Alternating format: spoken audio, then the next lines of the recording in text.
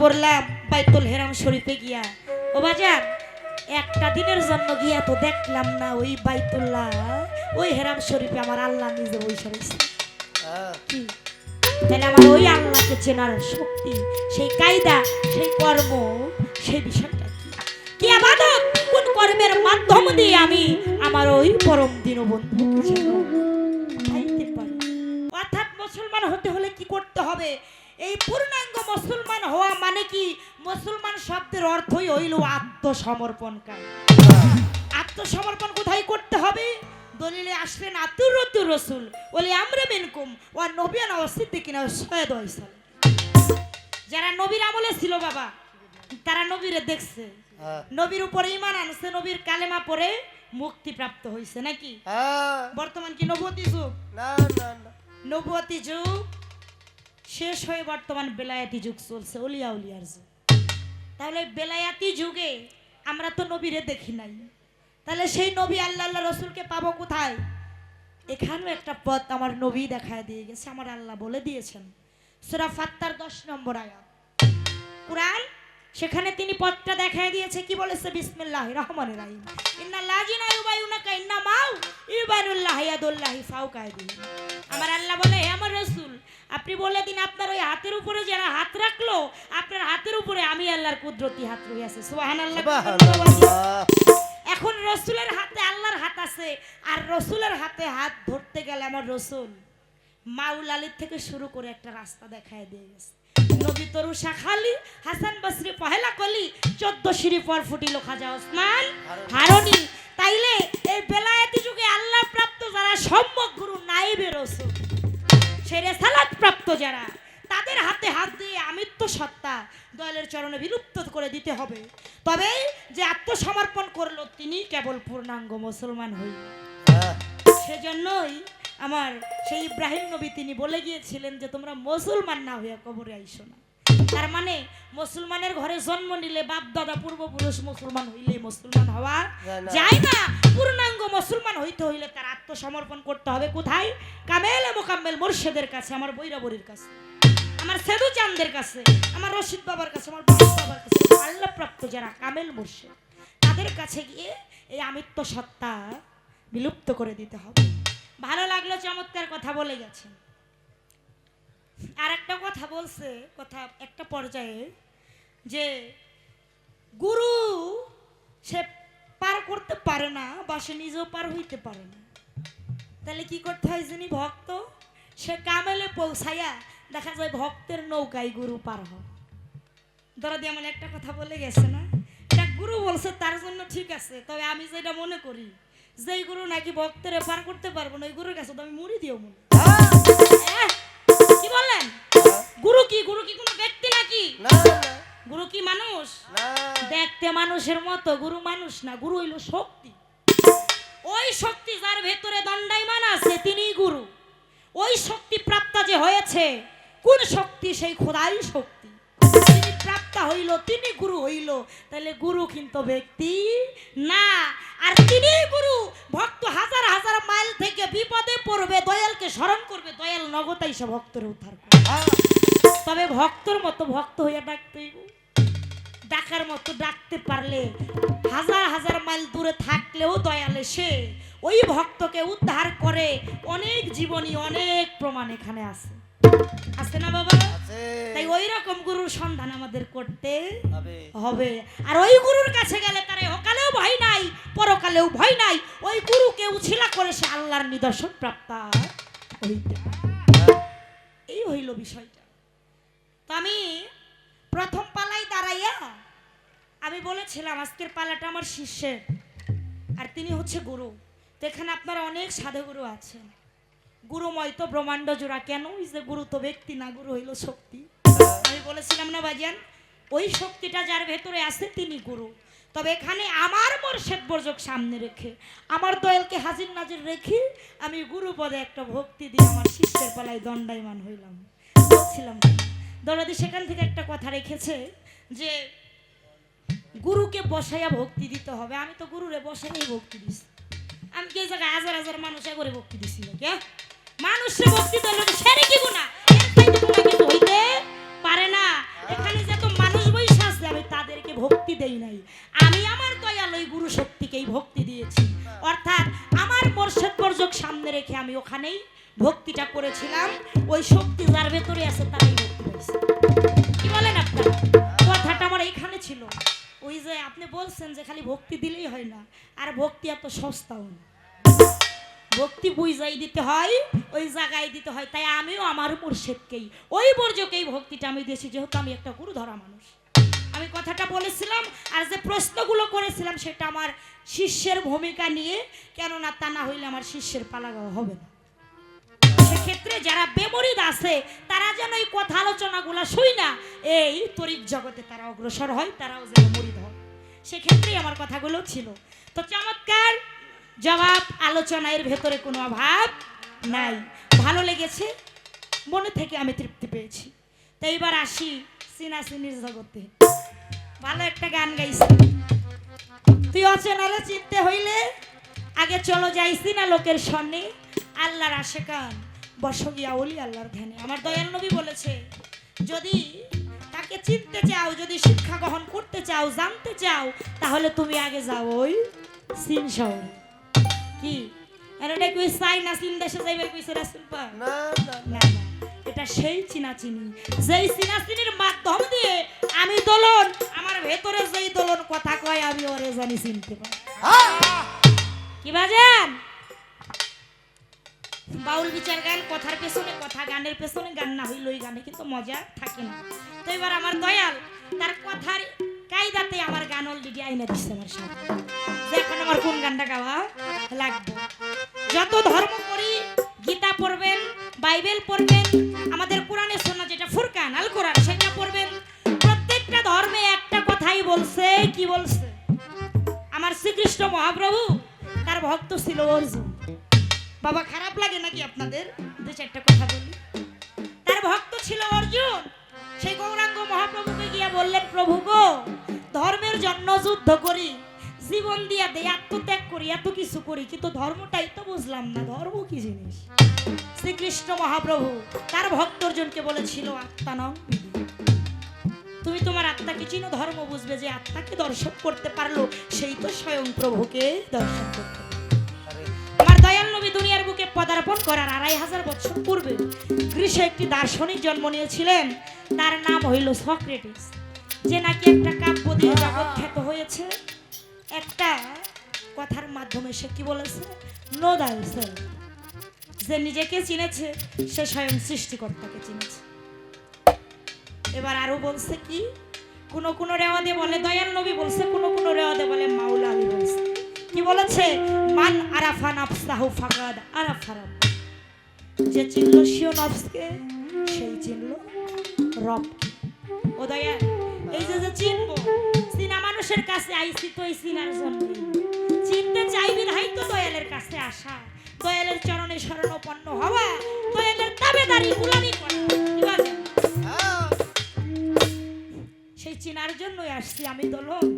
আমার ভেতরে যে দোলন কথা কয় ওর সাথে তো আমার চিনা জানা হইল, তাই আমি ওকে চিনে ওর মাধ্যম দিয়ে দয়াল আত্মাকে উছিলা করে যেন আমি আমার ওই পরম সত্তাকে চিনে আত্মার মুক্তি ঘটাইতে পারি। তাই আমি আপনাকে কিভাবে চিনবো, সেখান থেকে দুগ্ধ সাইদের একটি কালাম দয়ালের চরণে আমার থাকে। যে চিনাতে আল্লাহকে চিনা, যে চিনাতে আল্লাহকে চিনা, ফরমাই নবীর হাদিস রে, ফরমাই নবীর হাদিস, আপনাকে আপনি চেনা যাই কিসেতে, আপনাকে আপনি চেনা।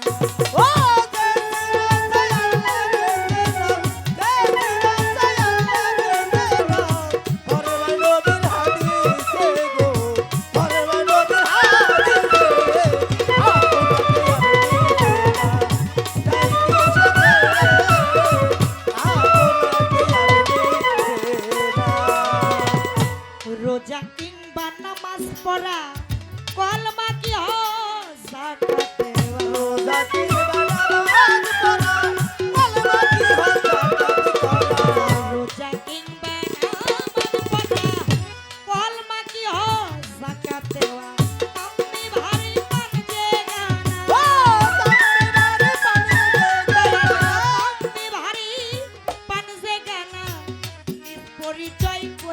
তাতে রে নিজের পরিচয় কই তাতে আপনাকে আপনি চেনা যাই কিসেতে এ আপনাকে আপনি চেনা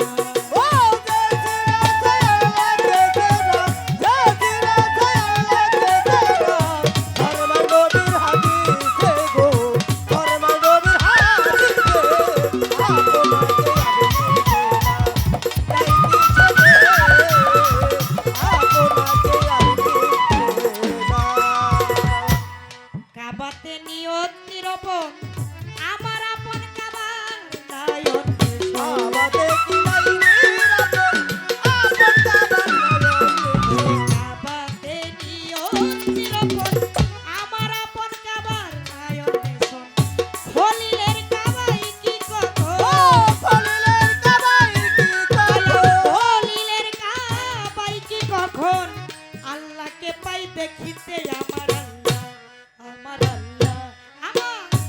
আল্লাহকে পাই দেখিতে আপনাকে আপনি যাই কিসেতে আপনাকে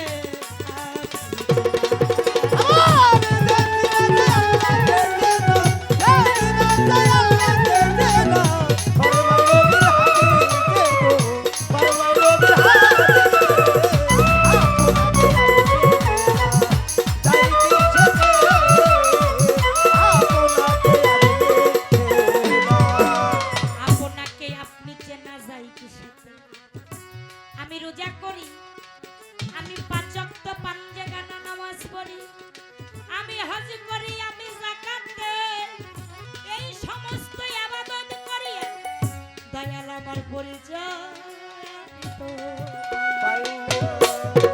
এমন ইবাদত আছে কি এমন কর্ম আছে দয়াল আমি জানতে চাই ওই সমস্ত ইবাদত কইরাই আমার পরিচয় আমি জানি আজকে বাবাজান গুরুর কাছে মানুষ কেন যায় পাঁচ ওয়াক্ত নামাজ কেমনে পড়তে হবে এটা শেখার জন্য না না যাই নামাজের নিয়ত কি এটা শিক্ষার লেগে যায় না রুকু দিয়া কি কওয়া লাগবো সেজদায় যায় কি কওয়া লাগবো এই সবের জন্য যায় রোজা কিভাবে রাখতে হবে এটা জানার জন্য যায় কিভাবে হজে যাবে এটা শেখার জন্য যায় না পাঁচ ওয়াক্ত পাঞ্জাগানা নামাজের দোয়া সূরা নিয়ত 20 টাকা দিয়ে একটা নামাজ শিক্ষা বই কিনলে অফুরান্ত দেওয়া আছে বাজার কি এটা পড়লেই এর পূর্ণাঙ্গ বিষয় আমরা পেয়ে যাব তবে গুরুর কাছে কেন যাই আমি যেন আমাকে চিনে গুরুর মাধ্যম দিয়ে যেন ওই সত্তাকে চিনতে পারি আমি যেখান থেকে আসছি হ্যাঁ সেই জাতের থেকে এসে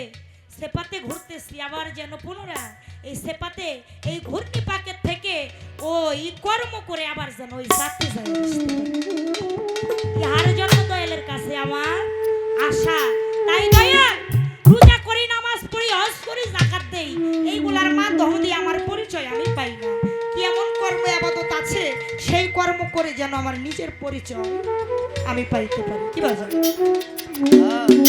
কাবাতে নিয়ত নিরূপণ আমার আপন কাবার নায়ন নেশন ওই খলিলের কাবাই কি কখন আল্লাহকে পাই দেখিতে ইব্রাহিম খলিলুল্লাহ যেই কাবা ঘর বানাইছে বাজার আমি কাবা ঘরে হজ করার জন্য গেলাম হজের হরফ বাঁধলাম হ্যাঁ হজের যত নিয়ম কানুন পালন করলাম আর সব পাথরে চুম্বন করলাম নামাজ পড়লাম বাইতুল হেরাম শরীফে গিয়া ও বাজার একটা দিনের জন্য গিয়া তো দেখলাম না ওই বাইতুল্লাহ ওই হেরাম শরীফে আমার আল্লাহ নিজে বসে রয়েছে কি তাহলে আমার ওই আল্লাহকে চেনার শক্তি সেই কায়দা সেই কর্ম সেই বিষয়টা কি কি ইবাদত কোন কর্মের মাধ্যম দিয়ে আমি আমার ওই পরম দীনবন্ধুকে যেন পাইতে পারি সেখান থেকে দয়াল কৃপা করে আমাকে কিছু দান করুন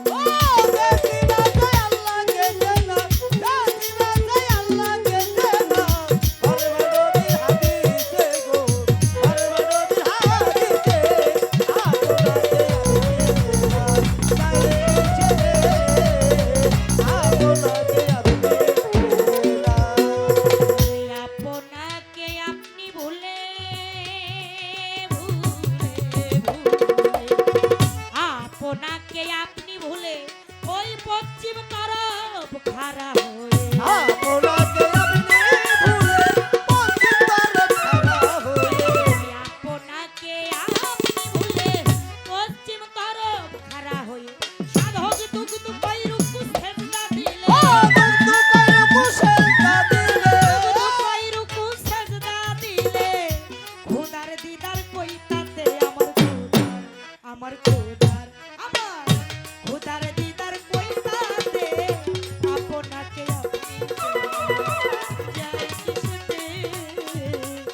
আপনাকে আপনি আমার দেশে না আল্লাহ দেশে না দেশে না আল্লাহ দেশে না ফরমানোদের হাদিসে গো ফরমানোদের হাদিসে আপনাকে তাই কিসেতে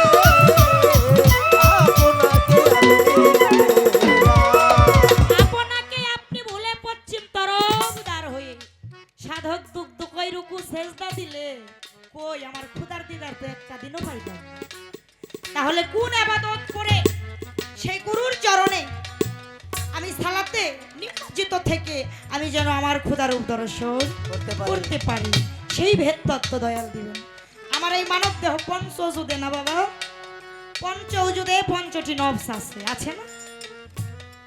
কোরআন আল্লাহ পাক কোরআনে তিনটি নফসের কথা বলেছে, যে তিনটি নফসের ভেতরে তিনটি নফস, পাঁচটি নফস থেকে তিনটি নফসকে যে ব্যক্তি কুরবানি কতল করতে পারলো, পরিশুদ্ধ করতে পারলো, ওই তিনটি নফসের ভেতর থেকে একটি নফসকে আল্লাহ ডাক দিয়া নিজেই বলবে, হে নফস তুমি প্রফুল্ল চিত্তে তোমার রবের দিকে প্রত্যাবর্তন করো।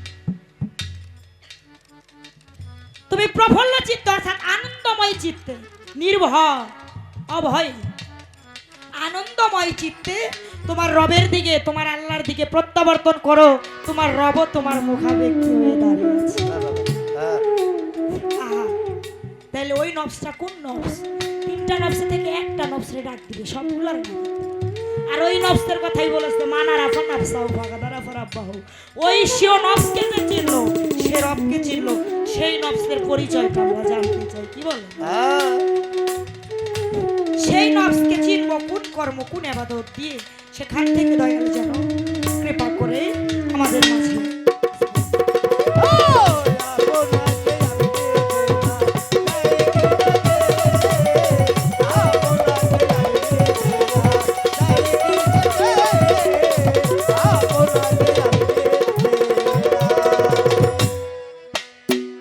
রূপের ঘরে ডুব দিয়া দেখ স্বরূপ ছাড়া নাই সাধন, দয়াল বলেছেন। তাই সেই রূপের ঘরে ডুব দিয়া ওই স্বরূপকেই তো চিনতে চাই, যে ওই স্বরূপ চিনেই যেন আমার ক্ষুধার দর্শন করতে পারি। ও বাবা, এ জগতে ভক্ত তো সবাই,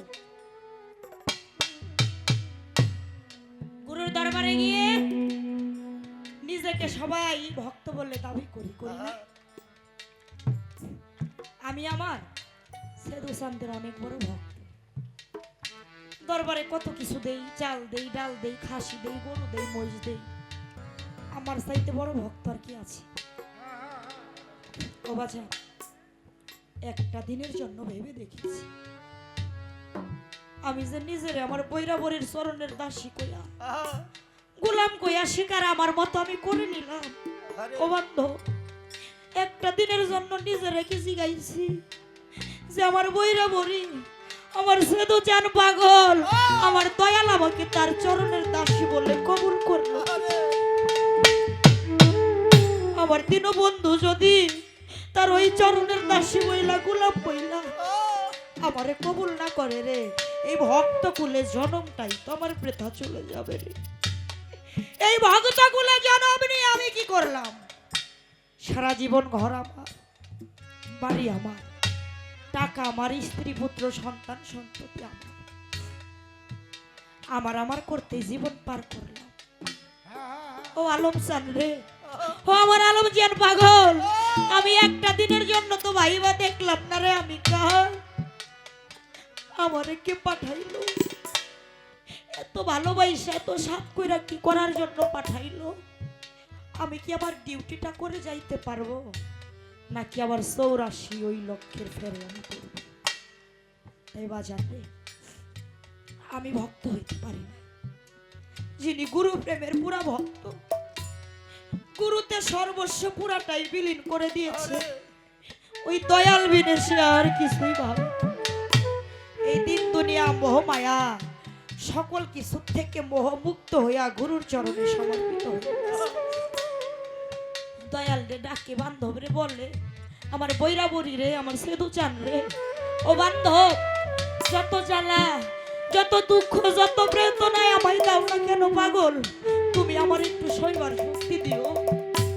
আমি শত দুঃখের ভেতর দিয়েও যেন আমি আমার সেতু পাগলের ওই মধুমাখা নাম আমি যেন আমার বইরা বড়ির ওই মধুমাখা নাম না ভুলি রে।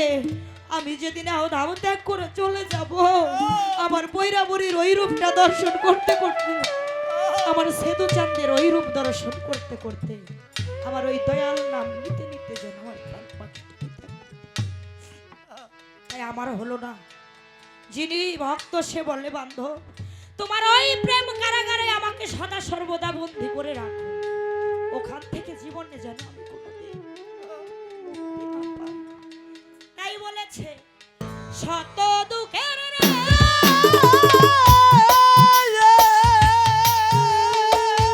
ও সেতু পাগল, শত দুঃখের দুঃখী আমি। শত দুঃখের দুঃখী আমি। শত দুঃখের দুঃখী রে আমি, সুখ চাই না তোর দরবারে, ওইরা বরের পীড়িতের কারাগারে আমারে নিরাগবে গো, আমার সেতু চাঁদের পীড়িতের কারাগারে। শত দুঃখের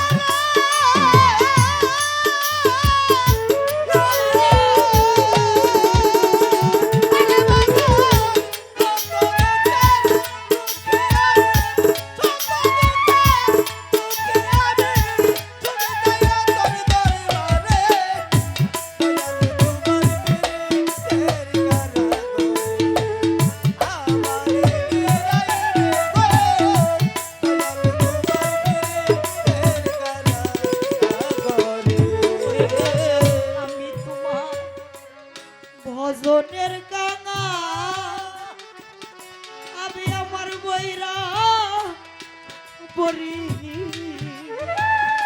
আমার আলম চান পাগল রে, আমি আমার সেতু পাগল ভজনের গাঙা।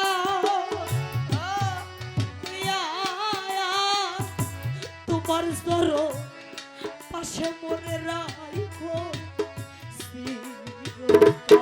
আরে বাজান এই চিরকাল রে, এই চিরকাল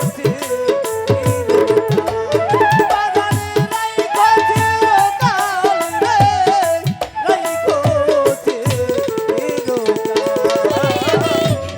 এই মিনতি করি রে দয়া, এই বিরতি করি দয়া, এই মিনতি করি রে সেতু চাঁদ, একবার দেখা দাও মোরে, দয়াল তোমার পীড়িতের কারাগারে আমারে নিরাগবে গো, বইরা বরির পীড়িতের কারাগারে। ও শত দুঃখের দুঃখী আমি, শত দুঃখের দুঃখী আমি, শুধু চাই না তোর দরবারে, দয়াল তোমার পীড়িতের কারাগারে আমারে নিরাইবে গো, দয়াল তোমার পীড়িতের কারাগারে। ভাইরার জানে আমি তোমার পীড়িতের পুরা ওরে পাগল, আমি তোমায় রশিদ জানবে পীড়িতের পুরা জীবন যৌবন এই দেহ মন সবই আরে বাবা সবে দেখে তোমায় রে, সবে দেখে তোমায়, আরে সবে দেখে তোমায় রে, সবে দেখে আলম চাপা জানাবি আমার সেতু পাগলে পীড়িতের পুরা ওরে আমার বইরা পরি ওরে বাজা পীড়িতের পুরা জীবন যৌবন এই দেহ মন সবই তোমায়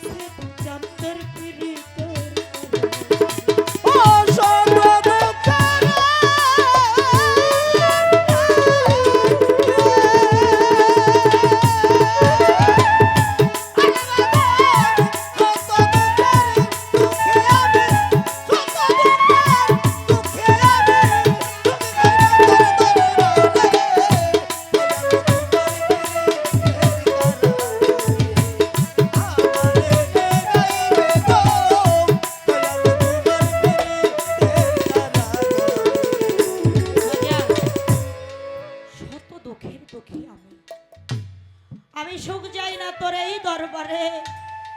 ও বান্ধব, দয়াল তোমার পীড়িতের কারাগার। এটা কে বলে? যে গুরুকে পুরাটাই বিলীন করে দিয়েছে সেই ভক্ত বলে। ওই ভক্ত হওয়া বাবা মুখের কথা না। ওই ভক্ত কেবল গুরুকে ক্ষুধা জ্ঞানে ভজে। ওই গুরুর চরণে ভক্তি দেয়, সে ক্ষুধার চরণে ভক্তি দেয়। ওই গুরুর সেবা করে, তার ক্ষুধার সেবা করে। এমন ভক্তকে ছিলেন রে বাজা এই দুনিয়ার সংসারে। আমার শিবলি রহমতুল্লাহ আলাইহির ভক্ত ছিলেন কাশেম। আমি বলি সব আমার শিবলি চান একদিন ভক্তদের নিয়ে ভক্ত সঙ্গ করে। ওরে পাগল, ভক্তদের মাঝে মাঝে একটা ভাবের প্রশ্ন করে, বলে যে খোদাকে পাওয়ার আশায় তোমরা এত কষ্ট করো, এত রোজা নামাজ করো, বন জঙ্গলে সাধনা করো। ও ভক্তরা তোমরা আমায় খুইলা বলো, ওই খোদা দর্শন তোমরা কে করেছো? বলো নাই আমার ভাই। ওই খোদা দর্শন করলে সেখানে কি হয় ভাবে উদয়। ও বাজা, ভক্তের পরীক্ষা নিচ্ছে গুরু তো অন্তর্যামী রে, সবই জানে। ভক্তদেরকে জিজ্ঞাসা করে তোমরা খোদাকে পাওয়ার জন্য তো এত সাধনা কর্ম করো, ওই খোদারে কোনোদিন দুই চোখে দেখছো? কিছু ভক্তরা কান্নাকানি করে, দয়ালে যে কি কয় আল্লাহ হইল নিরাকার। আল্লাহকে খোদাকে কি দেখা যায়? দেখা যায় না। এতগুলা ভক্তের ভেতরে কাশেম দাঁড়ায় দুই হাত জোর করে বলল, দয়ালে আমি আমার খোদারে দেখছি। আমি শুধু আমার খোদারে দেখেই নাই, আমার খোদার ওই চরণে আমি নিজের হাতে পাও ধোয়া দিছি, ওই চরণে তেল মালিশ করে দিছি, নিজ হাতে গোসল করাইয়া দিছি, আমার খোদার মুখে আমি নিজ হাতে খাবার খাওয়াইয়া দিছি। এই কথা যখন কাশেম বলে, আমার শিবলি চাঁদ বলে, কাশেম রে তুই এইটা কি কইলি? তুই যে কয়টা কথা বললি তুই তো আমার সাথে তুলনা করলি রে বাবা। কাশেম তুই তো কাফের হয়ে গেছস, শরীয়তের ব্যাঘাত ঘটাইছস। শরীয়তে তো খোদারে দেখা যায় না। আর তুই বলস তুই খোদা দেখছস, খোদারে গোসল করাইছস, খোদারে খাওয়াইছস। তুই তো সব কয়টা কর্ম তুই আমার সাথে করছস। কাশেম তো কাফের হয়ে গেছে রে। যে কাফের হয়ে যায় সে তো সাজা প্রাপ্ত হয়। দয়ালের কি খেলা দেখে। ভক্তদের বলে, ভক্ত ও শরীয়তের ব্যাঘাত ঘটাইছ, ওর বাইতে থাকার অধিকার নাই। ওর হাত পাও বাইন্ধে বস্তার মধ্যে বইরা ওর ওই পিজলা নদীর জলে ছেড়ে দিয়ে আসো। ইহা বলে দয়াল তার হুজরা খানায় চলে গেছে। গুরু ভাইরা দুই চোখের পানি ছেড়ে দিয়ে বলে, শুনেছি আপন ভাই মরলে সম্পত্তির ভাগী হয়, তরিকার ভাই হয় নিদানকালের সাথী। এখন আমরা কি করব? গুরুর হুকুম ফরজে আইন পালন না করলে ভক্তের খাতায় নাম থাকে না। আর ভাই হইয়া কিভাবে নিজের ভাইকে ওই মৃত্যুর মুখে ফেলে দিয়ে আসবে? কাশেম রে গুরু ভাইরা বুদ্ধি দেয়, ভাই রে তুই এক কাজ কর, তুই যার থেকে অনেক দূরে চলে যা, জীবনে আর আসিস না। অন্তত আমরা দয়ালরে পড়তে পারবো, মৃত্যুর ভয়ে পালাইয়া চলে গেছে। অন্তত নিজ হাতে তরে মৃত্যুর মুখে আমরা ফেলতে পারবো না রে ভাই। কাশেম বলে, ও ভাই তোমরা এটা কেমন কথা কইলা? আমি তো আমার দয়াল রে খোদা জ্ঞানে বুঝেছি। আমি জানি দয়াল হইল জাতি খোদা। আমার সেতু পাগল তো আমার কাছে মানুষ না রে, আমার বৈরাবরী তো আমার কাছে মানুষ না, সে খোদাই শক্তি প্রাপ্ত। ও পাগল, আমি এমন কাজ করতে পারবো না। আমি আমার দয়াল রে যেই রূপে বিশ্বাস করেছি এতে আমার জীবন চলে যাবে। বরং দয়াল তোমাকে যা বলেছে তোমরা সেই কর্মই করো, গুরু হুকুম তো পড়ে যায়। বলে আমরা ভাই হইয়া কেমন করে এই কাজ করি? তাহলে তুমি এক কাজ করো, দয়াল তো অন্তর্যামী, দয়ার সাগর, তার পাও ধরে যায় মাপ চাও, বলো দয়াল আমার ভুল হয়ে গেছে, এমন কথা আমি কোনোদিন বলবো না। আর সে চিৎকার করে বলে তরিকার ভাই তোমরা একটা কেমন কথা বলো, আমি যেদিন হতে আমার দয়ালের ওই হাতে হাত দিয়েছি, আমি আমার খোদার হাতে হাত দিয়েছি। গুরু হইল জাতি খোদা, গুরুতে মনুষ্য জ্ঞান হয় যার, অধপথে গতি হয় তার। গুরুকে মানুষ ভাবে যে অজ্ঞানে, অগ্নি নরক তাকে ঘাসে। গুরু ভাইরা বাধ্য হই কাশেমের হাত পাও বান্ধা বস্তার মধ্যে বইরা বিজলা নদীর দিকে রওনা হইছে। এদিকে আমার শিমলি যা আল্লাহর দরবারে সেজদায় পড়ে বলে মাবুদ রে, আমার কাশেম যাহা বলছে তা যদি সত্য হয়ে থাকে, আমার কাশেমের যেন একটা পশমেরও কোনো ক্ষতি না হয়। গুরুর কি খেলা রে। গুরু ভাইরা বস্তাটা যখন বিজলা নদীতে ফেলে দিল, অঝরে ভাই ভাই বলে কাঁদিতে আছে, দেখে কাশেম একবার একটু ডুবে একবার একটু ভাসে। কাশেম তো ওই নদীর জলে তলায়।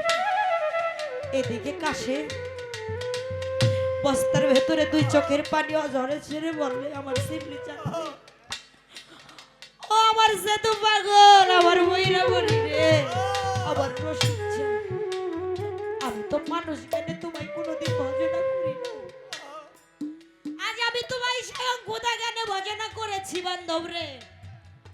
আজকে আমি যে ঘরে নিদানে পড়েছি পাগল, আজকে এই নিদানে তুমি যারা যে আমার আর রক্ষা করার মতো কি আজি বড়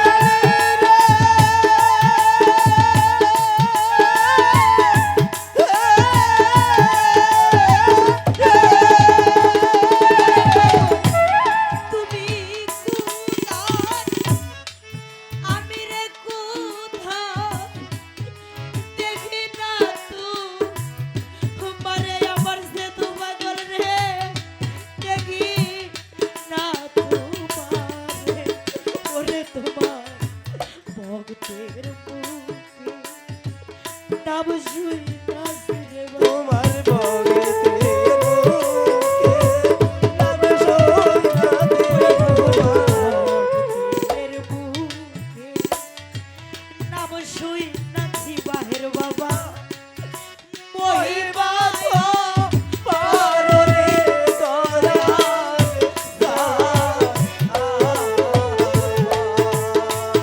আজি বড় নিদানে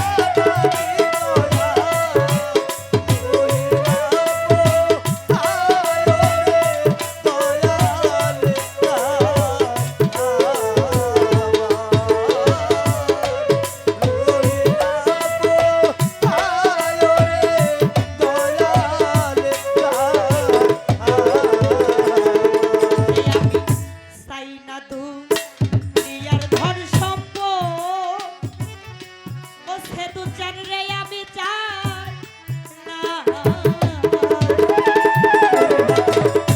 চাই না দুনিয়ার ধন সম্পদ ও সারা জন্য পারি যেন করি আমি করে দেখবো রে করে দে দেখবো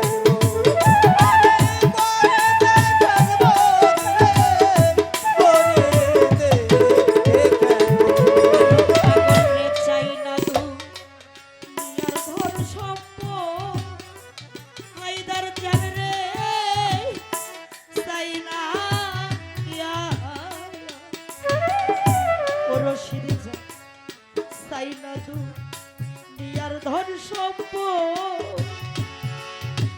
ও সারা জন্য আমি পারি যেন করি সরকার সুশীলের নাই আর কোনো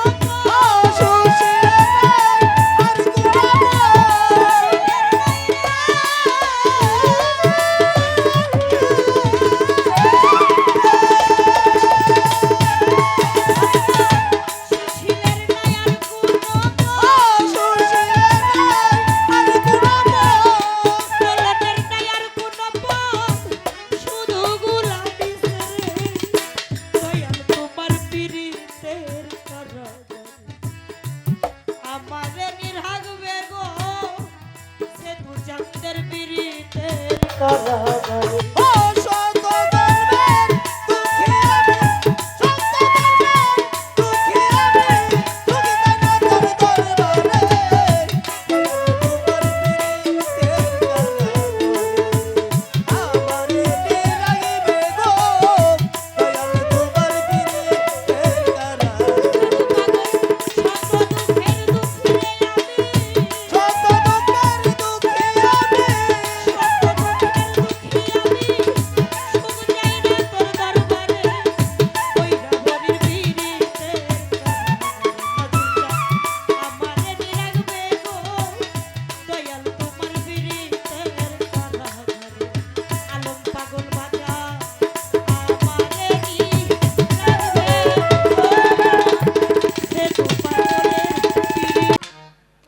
আবার চলে আসছেন এই জায়গায় যে নামাজ রোজা হজ যাকাত করে এটা নিজের পরিচয়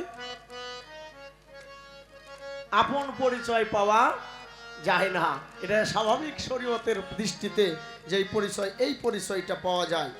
এখানে আপনাকে আপনি ভুলে পশ্চিম তরফ খাড়া হলে দুধ কয় রুকু সেজদা দিলে খোদার দিদার কই মেলে, আপনাকে আপনি চেনা যায় কি সেতে। অতীব চমৎকার করে গানটি পরিবেশন করলেন, ধন্যবাদ জানাই। আর চেনা চিনির দরকার আছে। কি চিনতে হবে? এই নিজেকে যে মানারা ফানা আফসাহু ফাঁকা তারা ফারা পুকু, এটাকেই চিনতে হবে।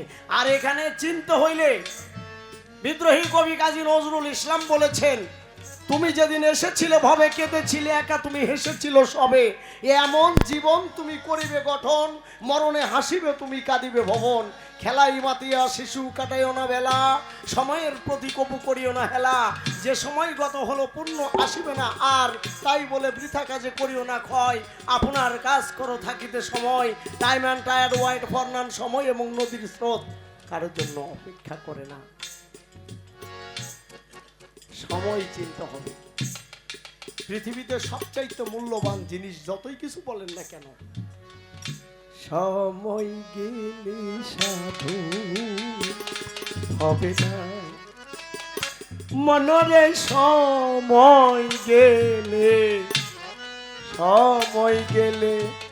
সাধন হবে না, দিন থাকিতে দিনের করণ কেন করলে না, সময় গেলে সাধন হবে না, সময় গেলে সাধন হবে না। সময় সবচাইতে মূল্যবান জিনিস। আপনার শেষ বয়সে আপনার গুরুর পাও ধইরা থাকেন আর গুরুর বাড়িতে যায় থাকেন, আপনার দেহে কুলায় না, গুরু আপনাকে কি করবে? গুরু যদি একটা রসের করণ দেয়, গুরু যদি একটা দমের করণ দেয়, হাওয়ার করণ দেয়, এইদিকে দম নিতে আর একদিকে বেরিয়ে যেতে হবে না। ঝিটকা শরীফের একটি গজল করি, শাহ সুফি দেওয়ান রশিদ, তার একটি গজল করি, দেখা যায়। চেন চেনই আমার মন, চেন পাক পাঞ্জাত, রহু পঞ্চজন সেথায় বিরাজ করে রে, চেনই আমার মন, চেনই আপন হয় অজু, এই পাবি অজু দেব অজু,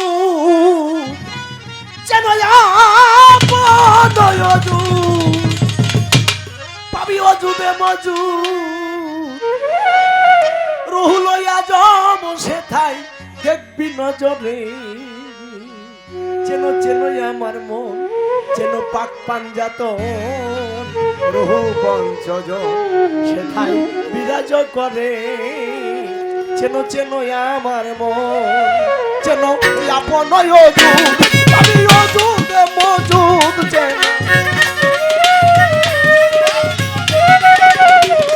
চেনই আপন অজুদ, পাবি অজুদ মজুদ, রহু লইয়া জম সেথায় দেখবি নজরে, চেন চেনই আমার মন, চেন পাক পাঞ্জাতন, রহু পঞ্চজন সেথায় বিরাজ করে, চেন চেনই আমার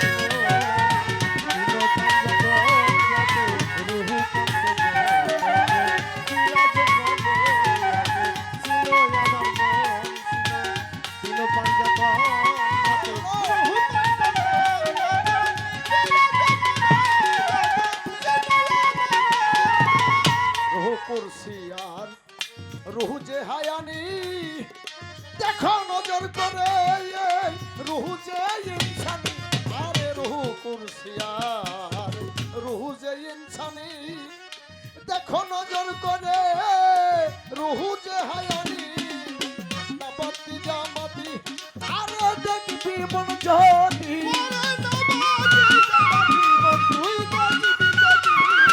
রুহু নাবাতি জামাতি, ও তুই দেখবি মন যদি, ভজন নিরবধি কামেলের পীরে, চেনো আমার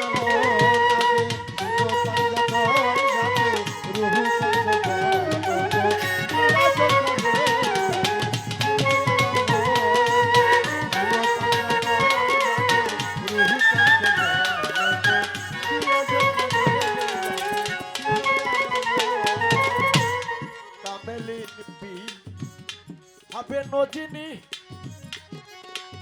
আমার সদু চান নিজেই দেখাবেন তিনি, কামেলো মুর্শিদ হইল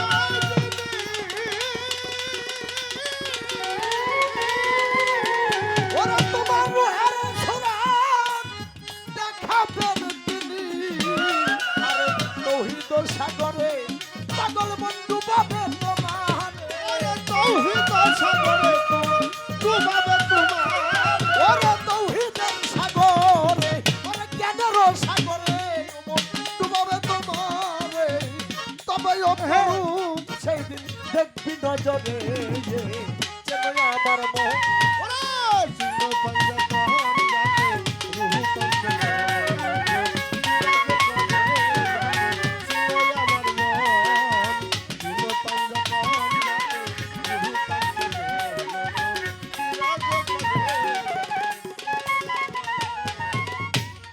সাফা শাহ হযরত শাহ সাফা পীর বাঁকা বিল্লার অলি ওনারও কৃপাতে আমি জানি নু সকলি হযরত শাহ সাফা বাঁকা বিল্লার অলি তাহারও কৃপাতে আমি জানি নু সকলি দেওয়ান রশিদ বলে মন তারা ভুইল না কখন রশিদ বলে মন তারা ভুইল না কখন রশিদ বলে মন তারা ভুল না কখন তার রেখো হৃদয়ে যতন করে চেন আমার মন চেন পঞ্জতন যাতে রুহু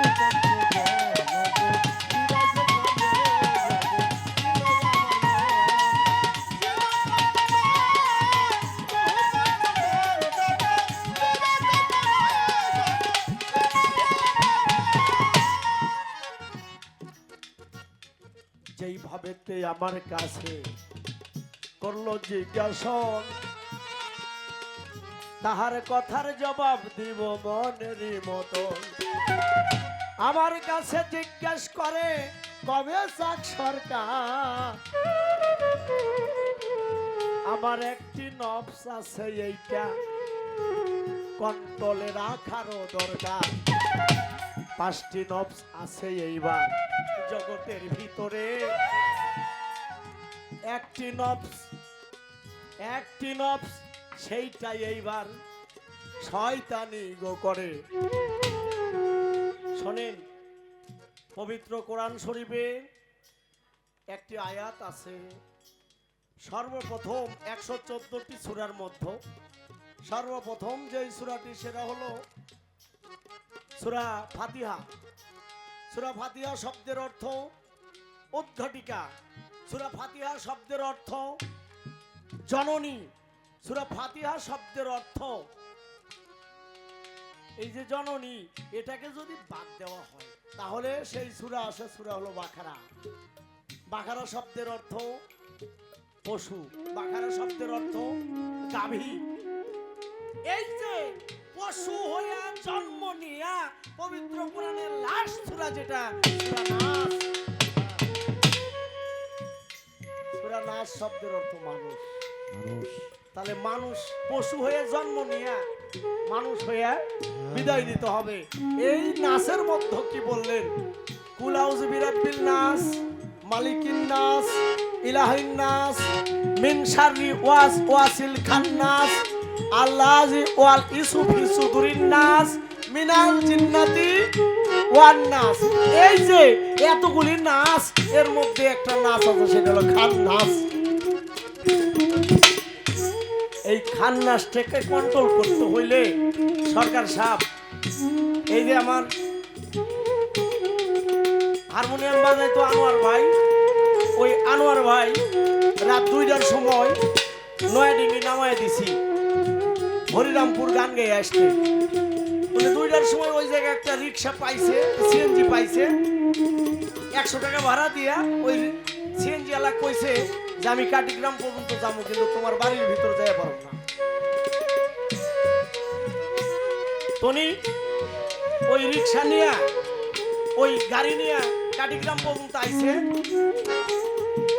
15 মিনিট লাগছে 20 মিনিট লাগছে আইসা এখান থেকে হারমোনিয়ামটা কান্দে নিয়ে যখন হাইটা ওর বাড়ি বাড়িতে গেছে ওই যে 5,000-এর ভিতর দিয়ে বাড়ি। তা আমি আনোয়ার ভাই পরের দিনে কইলাম যে ভাই তোমার যে রাত্রে নামায় দিলাম বাড়িতে যাইতে তো কোনো কষ্ট হয় নাই। কই কাটিগ্রাম পর্যন্ত সিএনজি গেছে কিন্তু ওই জায়গায় থেকে হাইটা গেছি। আমি ওই 5,000-এর ভিতর দিয়া জঙ্গলের ভিতর দিয়া তোমার রাস্তা ভয় করে না? কয় কেন? আমার সাথে আর একজন ছিল। আমি বললাম আর একজন ছিল মানে তুমি তো গেলে একলা। কয় ভাই যখন আমার সিএনজিতে থেকে নামাই দিছে ওই সময় আমি আমার মুর্শিদকে স্মরণ করে খুশি করে তুমি আমার একটু নিয়ে নাও। এত রাত্রে এই এত 50 কেজি একটা হারমোনিয়ামের বোঝাই নিয়ে এতখানি রাস্তা আমি একটা এই এমনি ভয় করি, তাইলে দয়াল তুমি এই সময় আইসা যদি আমার একটু না নিয়ে যাও আমি একলাই এতখানি রাস্তা যাবো কিভাবে মাছ ধরার ভিতর দিয়ে? সরকার সাহেব আপনি নবসকে কন্ট্রোল করার রিমোট আছে দয়ালের কাছে। দয়ালকে নিয়ে যদি আপনার সহধর্মিনীর কাছে মিলামিশা করতে যান, আপনার দয়াল যদি আপনার সাথে থাকে আপনার ওই কোনদিনই ভরা করবে না। তাকে আগে রাখে যদি আপনি কিছু করেন দয়াল পার করে নেবে, ওই ভরা কখনোই ডুববে না। গুরু নাম জানিতে ভরা তার ভরা কি যায় রে মারা, কোনোদিনই ডুববে না। সুন্দর একটি জীবনী, সুন্দর একটি গান শুনতে পাইলাম। লোকজন একবারেই কম হয়ে গেল। আসলে একটা ওরস করতে গেলে বাবা কত আয়োজন, কত ওনার কাছে যাইতে হয়, কত মানুষের হাত পা ধরতে হয়, নিজের অর্থ দিয়ে বসতে দিয়ে ডেকোরেশন কইরা এত কিছু কইরা মানুষের সেবার জন্য ভালোবাসার জন্য এই খালি আইসা একটু দয়ালের নাম বাণী শুনে নিজেকে নিজে ধন্য করে চরণধুলি করে দিয়ে যাবে, এই জন্যই এই আয়োজন।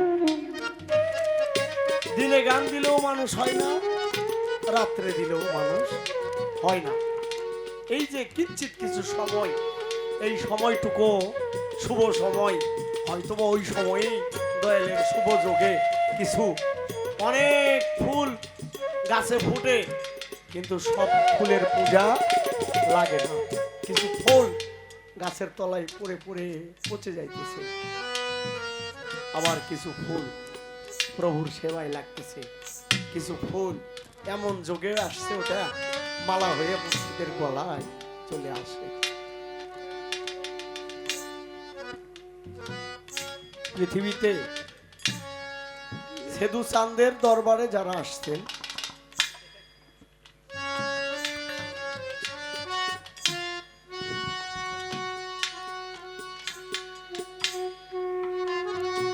পীর মুর্শিদের দরবারে যারাই যাক না কেন, আমার যেই কথাটি, যেই মেসেজটি, বাউল গানের সার্থকতা, আমিও ফকির ঘরের জন্ম, হয়তোবা দয়ালে আমার মা বাবাকে দেখছে কিনা বলতে পারবো না।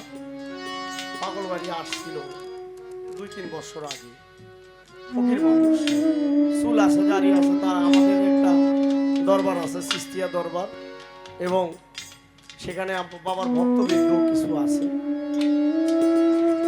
আমার বাবা বারবার বলে এ চাকরে তুই গান গা আর যাই কর। পীর মুর্শিদের দরবারে যারা আসে, পীরের কর্ম সর্বপ্রথম তার সবক থাকবে যে তুমি তোমার মা বাবাকে নিয়ে তুমি আমার কাছে আসো মুরিদ হওয়ার জন্য। মৌসুমী ফল, সিজনের নতুন ফল উঠবে মুর্শিদের দরবারে, তুমি কষ্ট করে যদি দরবারে নিয়ে আসো, ওই ফলটা দয়ালের মুখে দেওয়ার আগে তোমার ঘরের মধ্যে বৃদ্ধ মা এবং বাবা পড়ে আছে, ওই ফলটা যদি আগে তোমার মা বাবার মুখে দিয়ে তার হুকুম নিয়ে যদি আমার দরবারে আসো, ওই ফলটা তার তোমার মা বাবার মুখে দেওয়া মানে আমার কবুল হয়ে গেছে।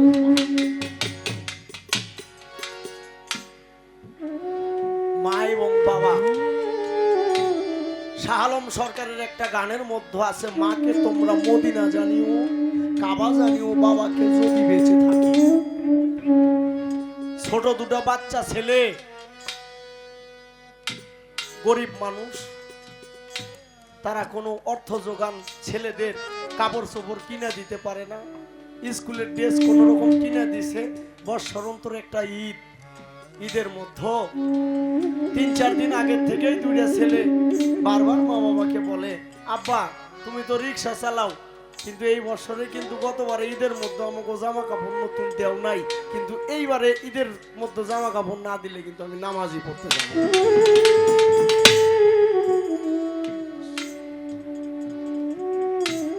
বাবা সান্ত্বনা দিয়েছে, বাবা আমার ভাত হোক না হোক, কষ্ট হোক আর যাই হোক, এইবারে তোমাকে ঈদের মধ্যে নতুন কাপড় চোপড় কিনে দেবো। ঈদের মধ্যে রিক্সা চালাই, 3-4 দিন রিক্সার ভাড়া একটু বেশি হয়, জানমাল দিয়া একবারে চেষ্টা কইরা রাত বিরাত বাপে ঘাম জোয়াইয়া রিক্সা চালাইয়া টাকা জোগাড় কইরা নিজের বউকে বলছে যে কালকে ঈদ, আজকে চাঁদ রাত, চলো আজকে জিনিসপত্রের দাম কম পাওয়া যাইব, একটু হকার্স মার্কেটে যাইয়া ওরা ঘুমাক, আমরা যাইয়া ঠাস করে যাইয়া জামা কাপড়টা কিনে নিয়ে আসি। দুইটা ছেলের আইসে জামা কাপড় কিনবে, জামা কাপড় কিনে রোড পাড়ি দিতে এমন একটা কোর্স গাড়ি আইসা ওই একবারে ওই বাচ্চার মায়ের উপর দিয়ে এমন ভাবে চলে গেছে, আর কোনো চিহ্ন পাওয়া যায়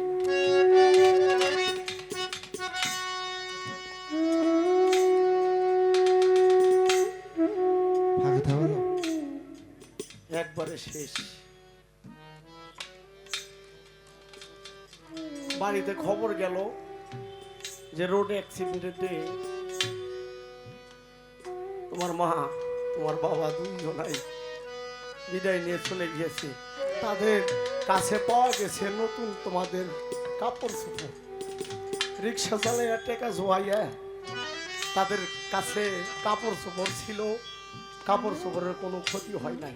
লাশ দুটা নিয়ে এসে বাড়ির মধ্যে যখন শোয়াইয়া, যখন মানুষজন সবাই এসে গোসল করাইয়া যখন গোসল করাইতেছে, ওই বাচ্চা ছোট বাচ্চাটা বড় ভাই কয়, ও ভাই আমাকে আজকে মা আগেই গোসল করতেছে, আমাকে তো জীবনে কোনোদিনে গোসল না করে কোনোদিনে মা গোসল করে নাই।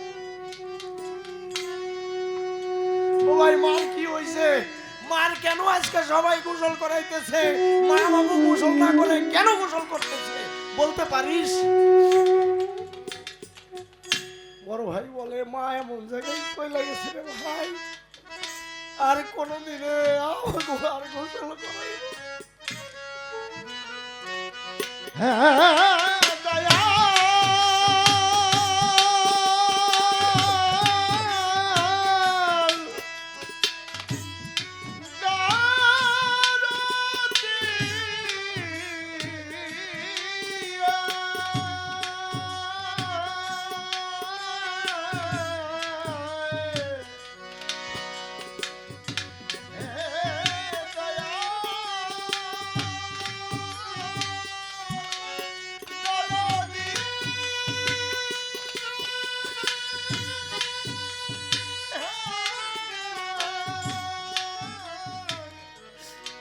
আর কোনদিন তোরা গোসল করাইব না। বাচ্চাটা এসে কয়, ও মা গোসল নাই করাইলে আর কোনদিনে তোমারে গোসল করাইতে বলুন না মা। ও মা তুমি ঘুমাইছো, আমারে না ঘুম পারে, এত কোনদিনে তুমি একলাই ঘুমাও নাই।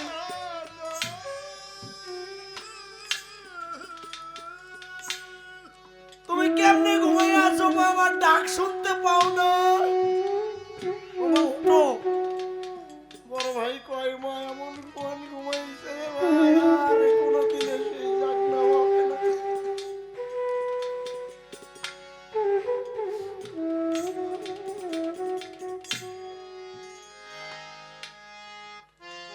যারা এই কষ্টর ভোগী, আজকে সেতু চাঁদের অনুষ্ঠানে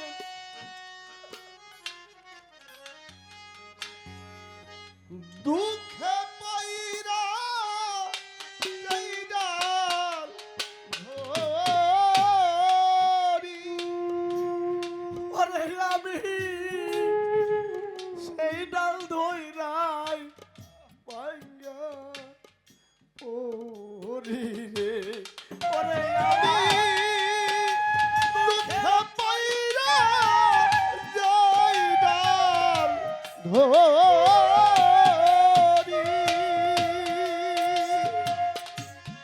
দরদি সেই ডাল আমি ভাঙ্গা মোহরি ওরে আমি দুঃখে কইরা যাই ডাল ধরি সেই ডাল আমি ভাঙ্গা মোহরি আমার দুঃখ গেল না রে কানতে কানতে জনম গেল সুখ হইল না রে আমার কেউ রইল না রে এই দুঃখিনীর দরদি আর কেউ রইলো না রে আমার কেউ রইলো না রে এই দুঃখিনীর দরদি আর কেউ রইলো না ওরে আমার মাতা বইল পিতারে মহইল বান্ধব চূড়ার ভাইসা রিয়া গেল রে ওরে পাইলা পিতা মইল জোরার ভাইও সাইরা গেল ওরে আমার মাতা বইল পিতারে মহইল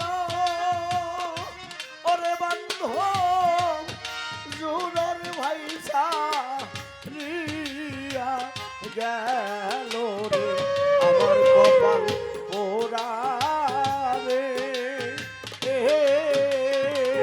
কাঁদতে কাঁদতে জনম গেল সুখ হইল না রে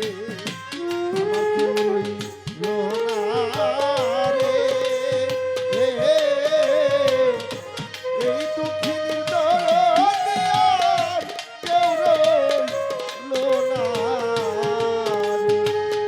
এই দুঃখিনীর দরদি আর কেউ রইলো না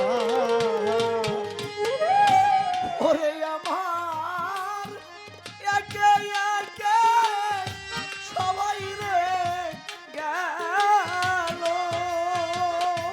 ওরে আমি কার ছায়াই না রাম বলো রে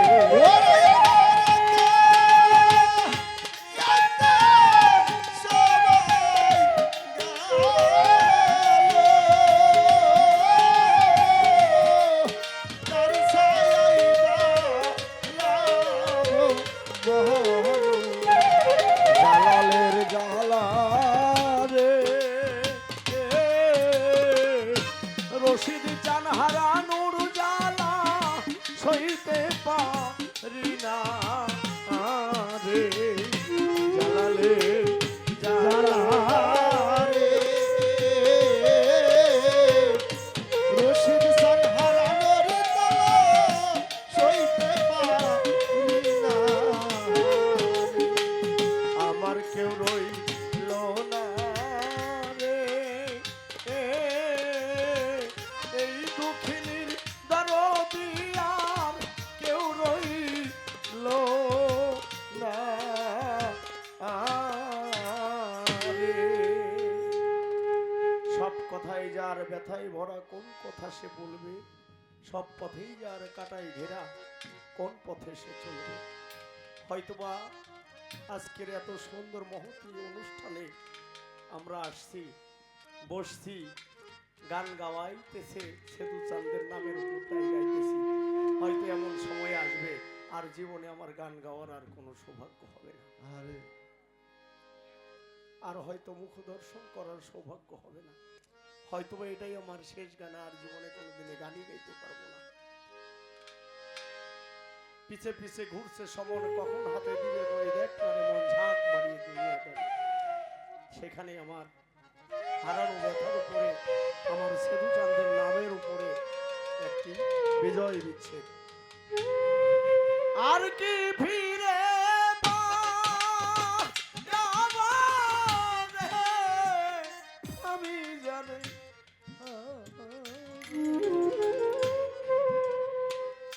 আমি জানি হারা আইছি এই জীবনে, আমি জানি আমি জানি আইলাম এই জীবনে। আমি যারে হারাই, আমি যারে হারাইলাম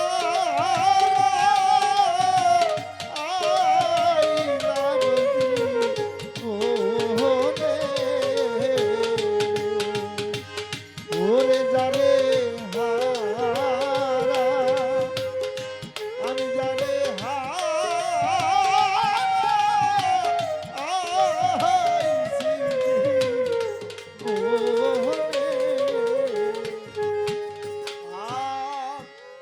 বাদল ঝরা নিষ্ঠুর শ্রাবণ, মেঘে ঢাকা চাঁদ।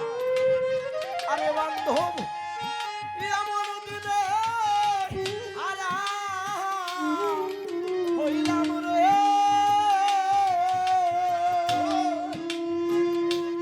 সেদু চাঁদ আমার ঘরে চাদরে।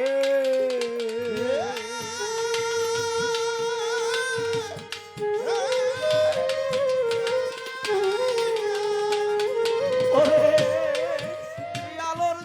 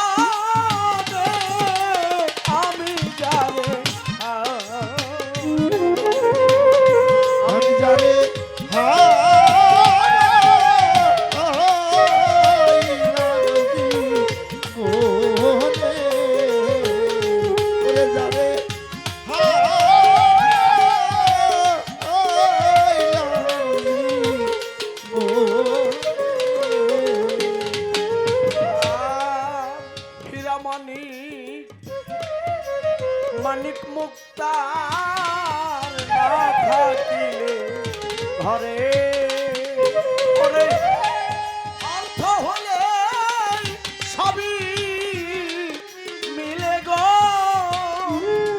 দরদি দিন কয়েক দিন পরে রে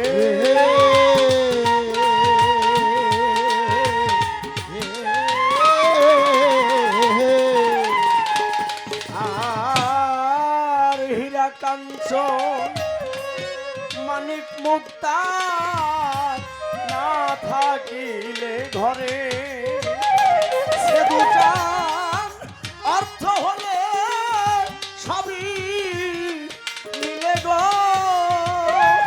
দরদি দিন কয়েক দিন পরে রে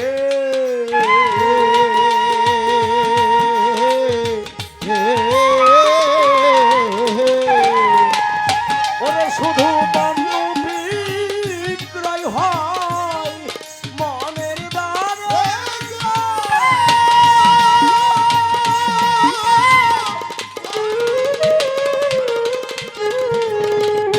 ওরে ওই মন হয় না হীরা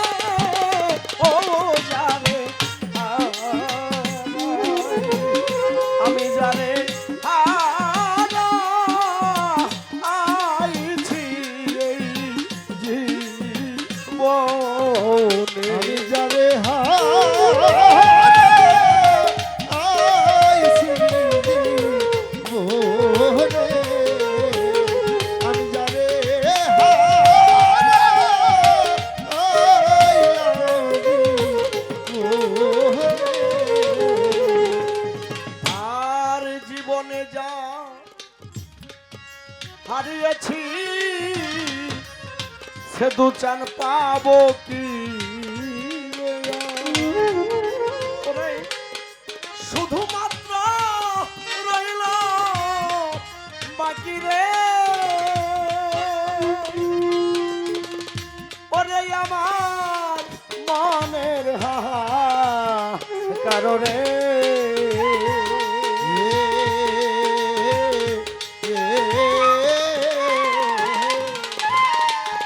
পাগল বিজয়েরই ছিন্ন বিনার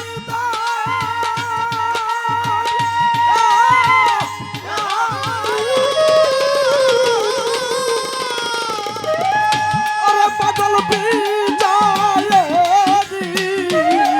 ছিন্ন বিনার ওরে সে তার বাজ দেখি সে দু চান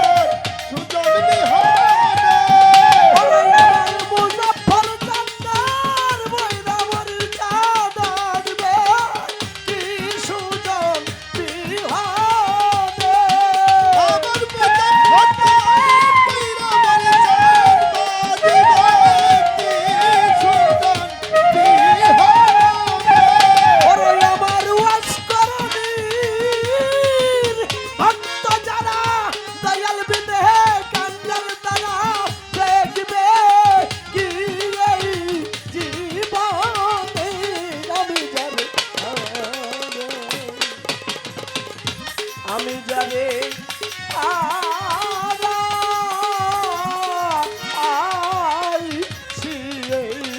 জীবনে আমি জানি আমি জানি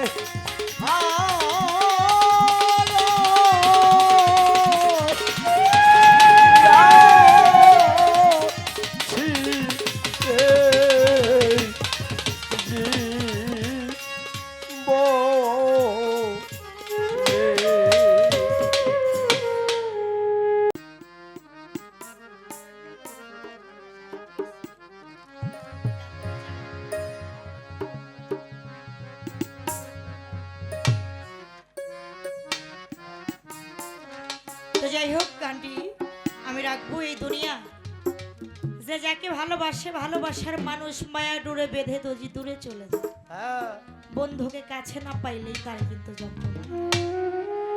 আর মনের একটা আবেগ যে বন্ধু আমারে কি ভুলেই গেল, হ্যাঁ। আজ আমার কথাই দাসের কথা তার মনে নেই। তাই সেদিক থেকে আমি গানটি করছি, সকলে আশীর্বাদ। কার প্রেম